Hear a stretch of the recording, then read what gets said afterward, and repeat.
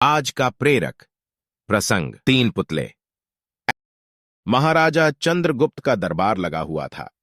सभी सभासद अपनी अपनी जगह पर विराजमान थे। महामंत्री चाणक्य दरबार की कार्यवाही कर रहे थे। महाराजा चंद्रगुप्त को खिलौनों का बहुत शौक था। उन्हें हर रोज एक नया खिलौना चाहिए था।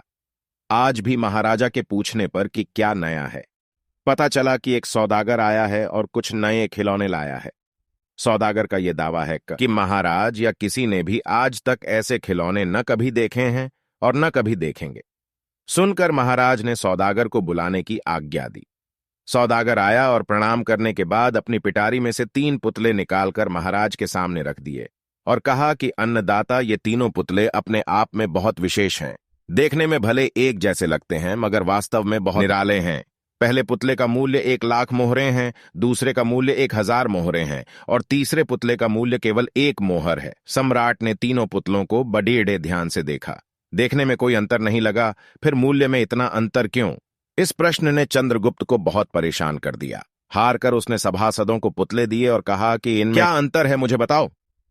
सभासदों ने तीनों पुतलों को घुमा फिराकर सब तरफ से देखा मगर किसी को भी इस गुत्थी को सुलझाने का जवाब नहीं मिला। चंद्रगुप्त ने जब देखा कि सभी चुप हैं तो उसने वही प्रश्न अपने गुरु और महामंत्री चाणक्य से पूछा। चाणक्य ने पुतलों को बहुत ध्यान से देखा और दरबान को 3 तिनके लाने की आज्ञा दी। तिनके आने पर चाणक्य ने पहले पुतले के कान में तिनका डाला। सबने देखा कि तिनका सीधा पेट में चला गया। थोड़ी देर बाद पुतले के होंठ हिले और फिर बंद हो गए। अब चाणक्य ने अगला तिनका दूसरे पुतले के कान में डाला। इस बार सबने देखा कि तिनका दूसरे कान से बाहर आ गया और पुतला ज्यों का त्यों रहा। ये देखकर सभी की उत्सुकता बढ़ती जा रही थी कि आगे क्या होगा। अब चाणक्य ने तिनका तीसरे पुतले के कान में डाला। सबने देखा कि तिनका पुतले के मुंह से बाहर आ गया है और पुतले का मुंह एकदम खुल गया।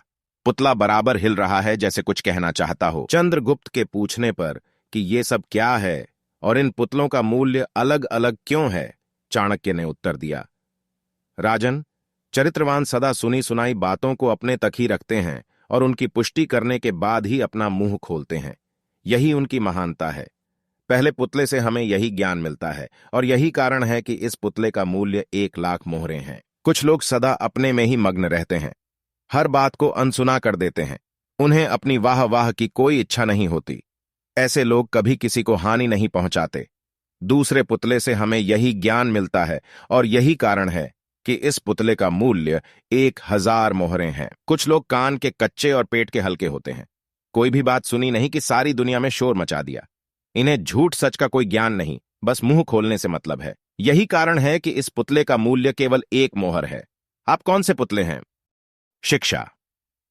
दोस्तों, जीवन में किसी भी बात को पहले जांच परख करने के बाद ही उस पर अपने विचार प्रकट करने चाहिए। सुनी सुनाई बातों पर कभी विश्वास नहीं करना चाहिए। सदैव प्रसन्न रहिए। जो प्राप्त है पर्याप्त है। जिसका मन मस्त है उसके पास समस्त है।